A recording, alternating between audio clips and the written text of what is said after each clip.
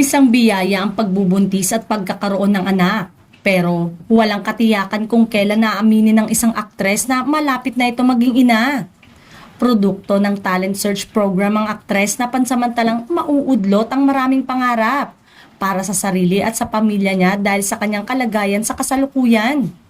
Natuklasan ang lihim ng aktres nang tumanggi itong gamitin ng damit na ipinasuot sa kanya sa isang TV guesting. Ang pagtanggi ng aktres ang naging mitsan para malaman ang sekreto niya na imposibleng hindi mabulgar kapag nawala siya sa sirkulasyon para isilang ang sanggol sa kanyang dinadala. Hindi kinagulat ng mga kasama ng aktres ang balitang buntis ito dahil likas na ang katigasan ng ulo niya noong nag-uumpisa pa lamang ang kanyang showbiz career.